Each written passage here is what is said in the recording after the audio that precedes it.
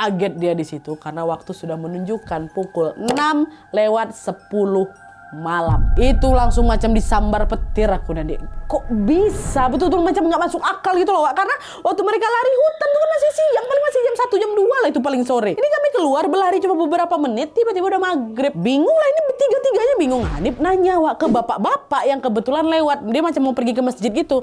Pak, permisi Pak, mau tanya, ini di mana nih Pak ya? Nengok orang itu, Wak. Bapak ini macam kaget itu, nggak dijawab pertanyaan si Hanif, Wak. Diajak ya mereka bertiga, ayo ikut saya ke masjid, kata gitu, dibawa ke masjid. Baru belakangan mereka tahu bapak ini langsung ngajak mereka ke masjid gegara apa, Wak?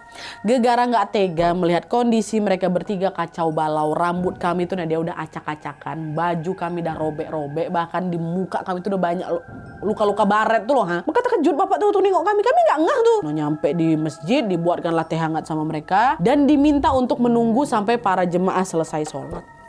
Dan setelah selesai sholat, barulah bapak tadi sama beberapa warga yang lain ngampirin kami bertiga tuh dan dia. Bapak tuh nanya, kalian ini sebenarnya dari mana? Hah? Kok baju kalian bisa compang-camping kayak gitu? Pak, kami dari Gunung Hijau, Pak. Sebenarnya kami mau kemah, tapi kami ketinggalan truk, makanya kami jalannya jalan kaki. Terus tadi, pokoknya diceritain tuh, Wak, semua sama si Hanif ya kan. Nah di situ waktu dengar cerita si Hanif, Wak, warga yang dengar itu antara percaya sama nggak percaya.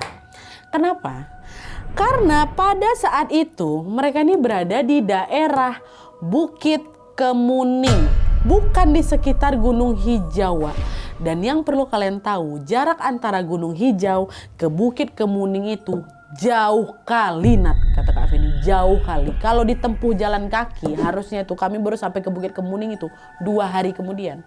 2 hari butuh perjalanan jauh memang. Tapi nyatanya apa? Mereka dari Gunung Hijau siang, ya kan, keluar dari sana jam 6 sore, nggak nyampe 12 jam. Harusnya 2 hari kalau bisa kami nyampe ke Bukit Kemuning itu. Nih nggak nyampe 12 jam. Katakanlah mereka jam 2 lah tadi keluar setelah ketemu sama nenek-nenek itu kan. Keluar paling 4 jam. 4 jam kok bisa sampai Bukit Kemuning? Kan udah jelas macam nggak masuk akal gitu kan, Wak. Dan selain itu beberapa warga juga sempat curiga mereka ini adalah korban penculikan yang mungkin lagi hilang ingatan. Secara keterangan mereka kan nggak masuk akal. Mereka bilang dari Gunung Hijau tapi di Bukit Kemuning berangkat dari jam 10 tadi ya. Nggak masuk nih waktunya. Korban penculikan nih lagi halu nih mereka mungkin. Nah gara-gara itu mereka bawa nih kami bertiga, Nat, ke kantor polisi buat ditanya lebih lanjut.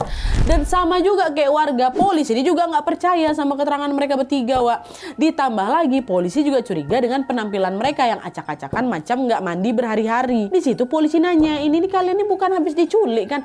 Pak, udah seberapa kali saya cerita, saya tidak diculik. Kami betulan mau kemah ke Gunung Hijau, terus tersesat kami berlari. Keluarnya di sini. Masih juga nggak percaya polisi itu kan.